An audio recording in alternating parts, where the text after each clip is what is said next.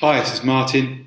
I made this sway in Office 365, but then realised that it doesn't really lend itself very nicely to sharing because you have to log in and the embed doesn't work. So I thought, as an alternative, what I would do is make a quick screencast about it. So this is just a few prompts, really, to get you thinking about the kinds of things that you might want to put in your teaching philosophy. I have one, you have one, even though you might not know it. And these questions really are just prompts to get you thinking.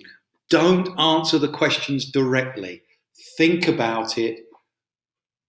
Answer the questions in your head. Maybe jot down a few notes, but then pull it together based on the bigger sort of picture. So the first thing is, ask yourself this: what does a teacher do? What is the point of a teacher? We at the UK Study Day had all of this discussion around, being inspirational, but knowing a lot of stuff as well, and those kinds of things I think are really important. And if you think superficially, it may seem obvious, but how do you see a teacher? Is a teacher like this guy here in the picture, somebody who stands at the front, writes complicated things on the board, and gets it across, but with a smile and a bit of energy and enthusiasm and movement? Or is there much more to it than that? Or actually, is it as simple as that? What is it?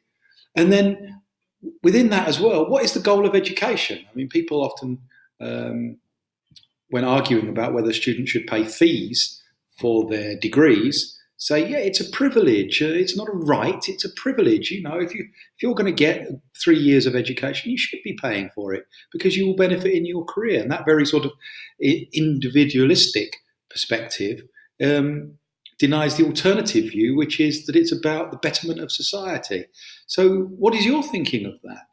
And as an individual teacher, are your goals and values in terms of what education is all about shared by the institution that you work in or the society that you live in? And who are teachers? Can they be anybody, or are there particular types of people? Where do you fit in with that? And when it comes to the different types of teaching, are school teachers and lecturers different things? Are there different types of teaching academics within HE? Or is it pretty much the same thing, actually, just a whole bunch of different titles applied to the same thing? The other thing to think about then is this idea of professionalism and the professional you. You are a lecturer or a senior lecturer or a researcher or an academic or an educator or a facilitator or a teacher or one of a whole bunch of things. So what is it that you do? How do you describe yourself? This will be something that crops up in the topic on professional identity. But it's important to locate yourself, to think about where you are and where you are at in terms of the place that teaching has within that role. How important is it? How significant is it? And I think a really good way of answering that question of yourself is to say, yeah, how important is it in the way that I describe myself? So that's something to think about. So these are the broad sort of questions, locating yourself philosophically and pragmatically as well. But then the real questions, I guess, are here as follows. There's an image from Bad Teacher, in case you haven't seen it. So what is good teaching? And does good teaching mean good learning? What does effective learning or effective teaching actually look like? What would you expect to see? What components of that feature in the way that you design your lessons or your lectures or your seminars or your lab sessions or your tutorials or whatever it is that you do? And is there a style that you are aiming for? Do you aspire to work or be in a particular way?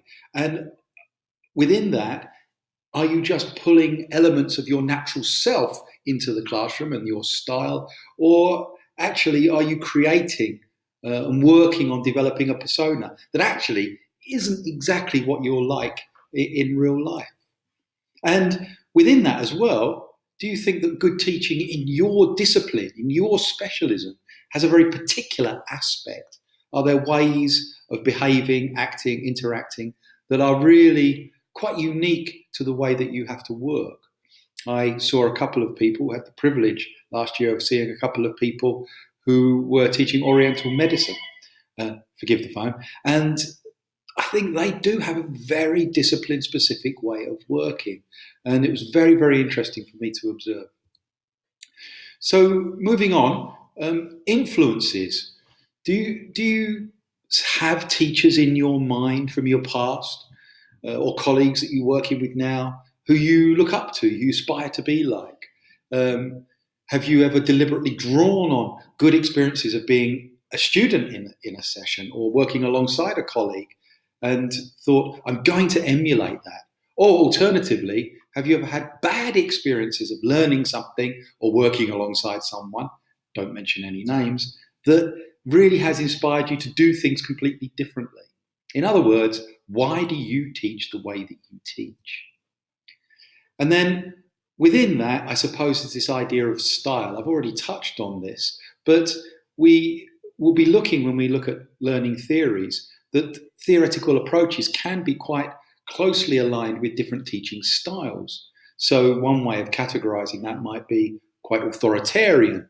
Okay, everybody listen. When I'm talking, you listen. Okay, put your mobile phones away. Do this, do this, do this. Write this down. Listen to this. The authoritarian approach, it's pretty standard. Lots and lots of people have that. Though a lot of people might shy away from describing themselves in that way. Try and be honest with this. Or are you a little bit more relaxed? Do you favour a teacher-centred approach or a student-centred approach? Is there anything unique, quirky, even maverick about your approach or style? And how do you think your students see you? That's really tough. But when we're talking about reflection, if you look, say, for example, at the work of Brookfield, who talks about critical lenses, one of the best ways to start thinking about your actions and your behaviours is to try and perceive yourself through the eyes of others. And thinking specifically about examples of, their body language when you start talking, the way that they respond to you, how they address you, those kinds of things can be clues and indicators to their perceptions. And then I'm not proposing that you act like Miss Jean Brodie and her enthusiasm for fascism, but it's worth thinking about what you have in mind. Whose interests do you have at heart? Society, individuals, the student body as it is now, your subject discipline. Of course, your career aspirations are important in that as well. How central is it to your thinking? So there's a little bit more information available on Moodle. You've got your deadline there. Remember, it's an audio or multimedia with voice submission, so you could do what I've just done here, if you liked. By the way, I recorded this using the Google Chrome extension called Screencastify, just if you're interested. Okay, I wish you all the best. I'm really looking forward to listening to your teaching philosophies. And there we go.